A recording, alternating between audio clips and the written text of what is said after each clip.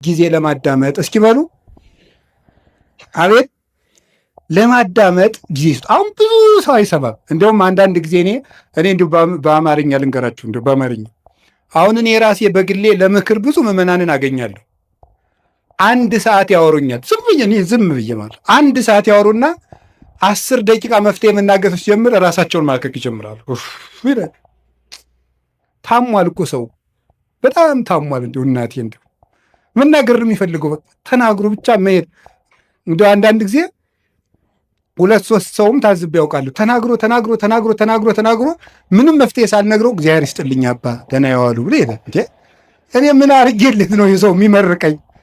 ለምንድን ነው ስትሉ ሰው የሚናገርበት ሜዳ አጥተዋል ማለት ነው። የሚናገርበት ሜዳ አጥተዋል። ስለዚህ አዳምጡት እና ማዳመጥ ጀመሩ። እግዚአብሔር ስንት ጆሮ ነው የሰጠን? ንገሩኝ እንጂ ስንት አፍ ነው የሰጠን? እንዴ ይሄ ምን ማለት ነው? ብዙ አዳምጣችሁ ስንት ተናገሩ ነው? 1 ተናገሩ ነው። 2 ስማ 1 ተናገር ነው። እስቲ በሉ 2 ስማ በሉ። እናንተ ደግሞ 100 ማውራት 1 ማዳመጥ 1 ማሰብ 100 ማውራት ነው። ይሄ የወሬ ሱስ ደግሞ ሰው አሁን እኮ ሁሉም ሰው ቲክቶከር የሆነው እቤት የሚሰማው ስላጣ ነው። እቤት የሚሰማው ስላጣ እዚያ እየወጣ መለፍለፍ፣ ዝም ብሎ ድንችም እየበላ መለፍለፍ፣ በቆሎም እየበላ መለፍለፍ። ለምንድን ነው ይህን ሁሉ ያመጣው ስትሉ ሰው ኧረ በሞት ያዳምጡ። እኔ እኮ እውነቴ ነው። ማዳመጥ ው ያዕቆብ መልእክት ምዕራፍ 1 ቁጥር 19 ላይ ኩን ፍጡነ ለሰሚ ወጉንዶ ለነቢብ፣ ሰው ሁሉ ለመስማት ለማዳመጥ የፈጠነ ለመናገር የዘገየ ይሁን ይላል። ለማዳመጥ የፈጠነ ለመናገር የዘገየ ይሁን። የሰው ልጅ ብዙ የማዳመጥ የምታዳምጡ ከሆነ ሰው ይወዳቸዋል። ከሰው ጋር የመኖር ጥበብ አንዱ ማዳመጥ ነው። እንደውም ልንገራችሁ፣ ሰዎች የት ይገኛሉ ብላችሁ ብትጠይቁ እኔ ልንገራችሁ የት እንደሚገኙ። አንደኛ የሚበሉበት ቦታ ነው የሚገኙት። 2ኛ የሚሰሙበት ቦታ ነው የሚገኙት። የሚሰሙበት ቦታ። 3ኛ የሚወደዱበት ቦታ ነው የሚሄዱት። 4ኛ የሚከበሩበት ቦታ ነው የሚኖሩት። ሰዎችን ብትፈልጓቸው የምታገኙት ከዚህ ነው የምታገኟቸው። ወይ ከሚሰማቸው ወይ ከበሉበት ቤት ነው የሚገኙት። ወይ ወደሚያከብራቸው ሰው ነው የሚሄዱት፣ ወይ ወደሚወዳቸው ሰው ነው የሚሄዱት። ከቤትም ጥለውን የሚወጡት 4ቱን ሲያጡ ነው። ወይ አልሰማቸው ስንል፣ ወይ አልወዳቸው ስንል፣ ወይ አናከብራቸው ስንል። ጥለውንም የሚሄዱ በዚህ ነው፣ ወደ እኛም የሚመጡ በዚህ ነው። ስለዚህ ይሄ እንዲኖረን ምን ማድረግ? ማዳመጥ። ከቃሉ ጋር ናችሁ? ምን እንደሚባል ራሱ ማዳመጥ በትክክል የማዳመጥ ችሎታ የማዳመጥ መንገድ እንግዲህ ተማሩ። እናቱ ምንድን ነው? ሳይቃወሙ መስማት፣ ሳይተረጉሙ መስማት፣ መልስ ሳያዘጋጁ መስማት የሚባሉ አሉ። ሳይተረጉሙ መስማት። ምንም አትተርጉሙ። ዝም ብላችሁ ሰውየውን ዝም ብሎ የሚያፈሰውን ወሬ ስሙ። አይ ወሬው የማይረባ ስለሆንስ እንዴ ጅልጅል ሰው ማዳመጥ አለብን እንዴ? ጥያቄ ልመልስላችሁ። አንድ የገዳም እመምኔት ነበረች እና የገዳሙ እናቶች ተሰብስበው ምን አሏት? እናታችን አቤት ሰው የማይረባ ወሬ ሲያወራን ዝምን ብለው እንስማ፣ እንዴት እናርጋል? ወይ ጥለን እንሂድ። ከሰው ቤት ሄዳችሁ የሚረባ የማይረባ ምግብ በአንድ ላይ ቢያቀርቡላችሁ ምን ታደርጋላችሁ አለቻቸው። የሚመስለንን በልተን እግዚአብሔር ይስጥልን ብለን እንመጣለን አሉ። እንግዲያውስ ሰው የፈለገውን ቢለፈልፍ የሚመስላችሁን ያዙ፣ ሌላውን ለራሱ ጥላችሁ ኑ እንጂ ስሙት አለች። እንዲህ ብላ መለሰች። መንፈስ ቅዱስ ያደላት ሰው ነበረች። እሷ ሚያዝያ 11 ቀን ስንክሳር ላይ የምትውል እናት ናት። እንዲህ ብላ ይመለስላቸው። ስለዚህ የእግዚአብሔር ቤተሰቦች ሰው የፈለገውን ያህል ያውራ፣ ስሙት፣ ዝም ብላችሁ አዳምጡት። ብዙ ጥበብ ሰሎሞን በመናገር ብዛት ኃጢአት ሳይኖር አይቀርም ይላል። በመናገራችን እንጂ በመስማታችን ተጉርተን አናውቅም። እግዚአብሔርን መስማት የሚባለውን ነገር መስማት፣ ሁሉን ነገር አስታውላችሁ መስማት ይገባል። የማዳመጥ እድል እንዲኖረን ለሚሰማ እግዚአብሔር የሚሰማዋል። ለዚህ ነበረ የጌዴዎን ልጅ ቁሞ ስምዑኒ ሰብአ እስራኤል ወእግዚአብሔር ይስማዕክሙ፣ የእስራኤል ወገኖች ወይ ስሙኝና እናንተንም እግዚአብሔር ይስማችኋል። ሰውን የሚሰማ ሰው እግዚአብሔርም እሱን ይሰማዋል። ጊዜ ለማዳመጥ ጊዜ ለምን አልኳችሁ? አቤት ለማዳመጥ ጊዜ ስጡ። አንድ ለመናገር ግን ቀንሱ። እውነቴን ነው። በዚያውም ልናገር፣ እኔ የካህናት ችግር በጣም ነው የሚያሳዝነኝ። ከካህናት ሄዳችሁ ስትናገሩ ወጡን ተናገሩ። በዚያውም ልንገራችሁ ብዬ ነው። አሁን ለምሳሌ ባልና ሚስት ተጣልተው ምክር ፍለጋ ከካህኑ ሲሄድ ተጣልተናል ያስታርቅ ብሎ ለመናገር ከመጋባታችን በፊት የተዋወቅነው ወፍጮ ቤት ነበር ብሎ ይጀምራል። እንዲህ ይሄ ሁሉ ምን ያደርጋል? የእውነት እኮ ነው የምነግራችሁ እኮ ይሄ ሁሉ የሚሰራው ስራ አለው የለም። ባለቤቴ ጋር በዚህ ጊዜ ተዋወቅን፣ እንዲህ ብለን ተጋባን፣ ይሄ አጣላን፣ ይሄ እንዲህ ችግር ፈጠረብን፣ 5 ነጥቦች ነው ያሉኝ፣ እባክዎትን መፍትሄ ያንጡልኝ ነው የሚባለው። እንዲህ ነበረ፣ እንደዚህ ያሉ ነበር፣ አጎቷ ፓይለት ናቸው፣ ምን ያደርግልናል? ለኛ አይረባም። መጥኖ መናገር፣ በደንብ ማዳመጥ ከሰው ልጅ ይጠበቃል። ክርስቲያኖች ክርክም ናቸው። የምትናገሩበትን ቦታ ሰው እንዲሰማችሁ ከፈለጋችሁ ወርቁን ልቅም አድርጋችሁ ማቅረብ መልመድ፣ እንደገና ደግሞ ሁሉን ማዳመጥ መልመድ።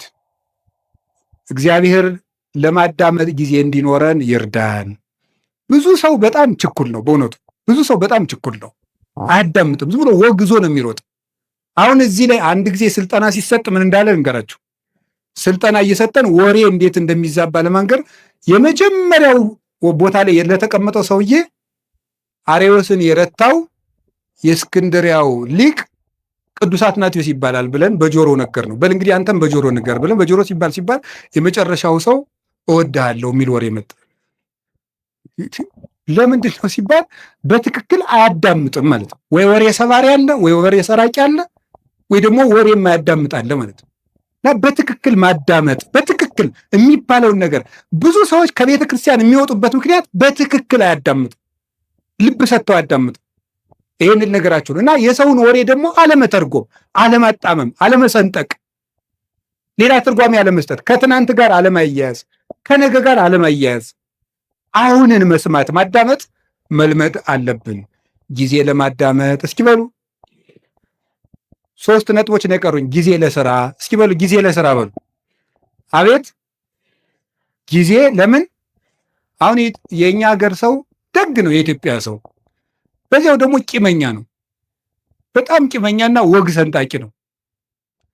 ከምንድን ነው የመጣ ብዬ እንደው ዝም ብሎ ሲገርመኝ ዝም ብዬ ቁጭ ብዬ ሳስበው ነው። ጥናት አላረኩበትም፣ ባለሙያም አይደለሁም። ሳስበው ከስራ ፈትነት ነው የሚመጣው። ይሄ ወሬ ሰንጣቂነታችን የሚመጣው ቁጭ ብለን እንደዚህ ያለኝ እንደዚህ ለማለት ፈልጎ ነው፣ በቀደም እንደዚህ ያለ ለካ እንዲህ ማለቱ ነበር የምንልበት ዋና ምክንያት ስራ ፈት ስለሆን ነው። ወሬ ስንቀምር የምንውለው የስራ ቀመር ስለሌለን፣ ስለዚህ መስራት መልመድ አለብን ነው። እንዳንሰራ አገሪቱ የስራ እድል የላትም። የእናንተ ጥያቄ ወንድሜ፣ አንተ አልገባህም። ካባን ለብሰ ለፍልፈት ትሮጣለህ፣ እኛ ስራ አጥተን ያለ ነው አይደል? ነው መልሱ ነው። እኔም ደግሞ መልሳለሁ። ሌላው ቢቀር አታነቡም ወይ ነው። እማታነቡሽ ስራ የለም፣ አልተቀጠራችሁም፣ ንግዱም ሙቷል አላችሁ። ምንም ማለት ለምን አታነቡ? አንድ ሊቀ ጳጳስ አንዱን ሰው አገኙትና ልጄ ለምንድነው የማትማር አሉት። አይ ምን እየበላው ልማር አላቸው። ስትደነቁር ምን እየበላህ ደነቆርክ አለ። እንዲሁ እኮ ይገርማል እኮ። ለምን አታነቡም? ቁጭ ብላችሁ ዝም ብሎ ወሬ ስትጠቀጥቁ ከምትሉ ቁጭ ብላችሁ እስኪ አንብቡ። እውነቴን እኮ ነው የምነግራችሁ። ተግባር እኮ የሐሳብ ልጅ ነው። ሐሳብ ደግሞ የሚገኘው ይኸውላችሁ፣ እንጨት ሳትሰበስቡ እሳት ማንደድ ትችላላችሁ? ይቻላል? አይቻልም። ሐሳብ ሳይኖርህ ተግባር የታመጣለህ? እቅድ የታመጣለህ? ስራ የታመጣለህ? ከሰው ጋር የመኖር ስልት የታመጣለህ? ተግባቦት እንዴ! ልንገራችሁ፣ እኔ ባለፈው አንድ ቦታ ሄጄ ውጭ ሀገር ሄጄ አንድ ቦታ ለጉባኤ ነው የሄድኩት። ዱባይ ስደርስ ኤርፖርቱን አላውቀውም። ያው ኤርፖርቱን አላውቀውም እና ሰዎቹ ዊልቸር ቡክ አድርገውልኝ ነበር። ያው እንደ ዕቃ እየገፉ አቅጣጫ እንዲያሳዩኝ ማለት ነው። እና እዛ ሲሄድ ዝም ብዬ ብዙ እንግሊዘኛ አልችልም፣ ጉድ አፍተርኑን ምናምን እችላለሁ። እና እዛ ዱባይ ኤርፖርት ውስጥ ያገኘሁትን ሰውዬ በጣም ነው የማመሰግን፣ ረዳኸኝ እንደዚህ እና እኔ ብዙ ጊዜ አቅጣጫ የማወቅ ችግር አለብኝ አልኩት። እንዲያው ሳስበው ግን ኋላ ጉራ ነው እንዲህ ያልኩት። አቅጣጫ የማወቅ ችግር አለብኝ ስለው ምን አለኝ? አይ መግባባት ከቻልክ ችግር የለውም አለኝ። እና በህሊኔ ይዤው ቀርቼ ነው መግባባት ከቻልክ አቅጣጫ አይጠፋም ብሎኝ ነው። እስኪ በሉት ይሄን ቀን መግባባት ከቻልክ አቅጣጫ አይጠፋም ነው። ስለዚህ መግባባት ከቻላችሁ የኑሮ አቅጣጫ አይጠፋም። እንዳትግባቡ ግን አትማሩ። ዝም ብለን ንግግራችሁ ወልዳፋ ምናምን እንዲህ ትሕትና እኮ ያስፈልገዋል። አነጋገር ካነጋገር ይፈረዳል፣ ካያያዝ ይቀደዳል።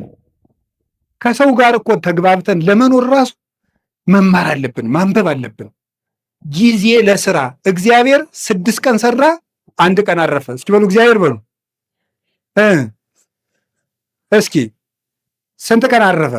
ያችም እሱ አርፎ ሳይሆን ለእኛ ብዙ ሰርታችሁ ጥቂት ረፉ ለማለት ነው። መንፈሳዊ ፍቻ አለው። 6 ቀን የተባሉ 6ቱን ቃላተ ወንጌል ፈጽማችሁ 7ኛው መንግስተ ሰማያት ፍጹም ተወርሳላችሁ። አንድም 6000 ዘመን ሲፈጸም ፍጹም እረፍት ክርስቶስ ይመጣል ነው ሐሳቡ። ግን በቁሙ ግን ስራ መስራት አለባችሁ። ጊዜ ለስራ በሉ። የተቀጠርኩበት ካምፓኒ የለም ካላችሁኝ ማንበብም ስራ ነው። ማንበብ ስራ ነው። ማሰብም ስራ ነው። መራመድም ስራ ነው። እንዴ መጽሐፈ መነኮሳት እኮ ይላል እየሰገድክ ራሱ ዝሙት ካልጠፋልህ ተንቀሳቀስ ይላል። ተንቀሳቀስ፣ ቁጭ አትበል ከቤት ይላል። ተራመድ ብሎ ይነገራል። መራመድ፣ ስራ መስራት፣ መንቀሳቀስ። እንደ በቃ ካቃታችሁ ደግሞ ሩጡ ራሱ። እንዴ እውነቴን እኮ ነው የምነግራችሁ። ብቻ ገደል እንዳገቡ ናችሁ። ሩጡ፣ ብትሮጡ ይሻላል ቁጭ ብላችሁ መከራችሁን ከምታዩ ማለት ነው። እንዲያው ይባላል ይላሉ እኮ አባቶቻችን። እንደው ዘመን አድርገን ስናገረው ስራ የፈታ አይምሮ የሰይጣን ቤተ ሙከራ ነው ይባላል። ሰይጣን ኃጢአቶችን ቴስት የሚያደርግበት ስራ ፈቱ ላይ ነው እየወሰደ። እንዲያውም ከሚሰራው ሰውዬ እያፈረ የሚመጣው ሰይጣን ሁሉ ወደዚያ ሰውዬ ነው እየሰበሰበ እና የሚሰራውን ሰውዬ የሚፈትነውን ሰይጣን የስራ ፈቱ ሰይጣን እስኪ ዞር ዞር ብዬ ልምጣ ብሎ ቀስቀስ ብሎ እንዲያው ሲሄድ ከስራ የሚሰራው ሰውዬ ጋር የሚታገለውን ሲያገኝ ረዚያ አትልፋ የኔ ስራ ፈታለ ናኒድ ብሎ እንደ ድግስ ወደዚያ ዞት የሚሄድ ነው የሚመስለኝ ነው። እሺ እና የምሬንም ነግራችሁ መጽሐፈ መነኮሳት በእርግጥ ምን ይላል? ከትጉሁ ባይታዊ ጋር የሚታገለውን ሰይጣን እንቅልፋሙ ላይ የነበረው ሰይጣን ይሄድና ናይን የሰነፋለ ብሎ ዞት ይመጣል ይላል። እዚህ ጋር አትልፋ ይለዋል። ያኛው ሌሊት እየጸለየ ቅንድቡን ሲለው ለዚያ እኮ ነው ይውላችሁ ከሚጸልየው ሰውዬ የተሸነፈው ሰይጣን ሁሉ እናንተ ላይ ነው እየመጣ ድብትም ያደርጋችሁ ጫንም ያደርጋችሁ ማለት ነው። ስለዚህ እንደዚያ እንዳያደርጋችሁ ጊዜ ለስራ። እውነቴን ልንገራችሁ የኢትዮጵያ ኦርቶዶክስ ተዋሕዶ ቤተክርስቲያን ሆና እንድትቀጥል ከሆነላችሁ ስሩ። ካልሰራን ቤተክርስቲያናችንን በታምር ማስቀጠል አንችልም። ብድግ ብለን ዝም ብለን የኢትዮጵያ ቤተክርስቲያን አትበጠስም በፉከራ ነው እንዲህ አጠፋም። እነ ግሸን እያሉ እነ አክሱም እያሉ እነ ላሊበላ እያሉ እነ ደብረ ሊባኖስ እያሉ ረተው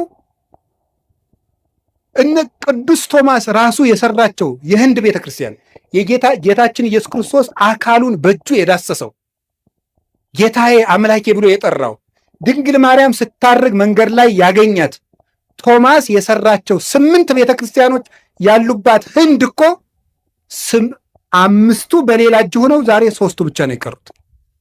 ታምር ያለው ቤተክርስቲያን ታምር ያላት ሀገር ናት ኢትዮጵያ፣ እግዚአብሔር ሀገር ናት እያሉ በመፈከር አይደለም፣ ስራ መስራት አለብን። ክርስቲያኖች ስራ በቃ ትኩርኩር ብላችሁ ሳትንቁ ስሩ። ከጠፋ አንብቡ። ማንበባችሁ ደግሞ ስራ እንዴት እንደምትሰሩ ያሳያችኋል። ጊዜ ለስራ። እስኪ ጊዜ ለስራ በሉ ንገሩኝ እንጂ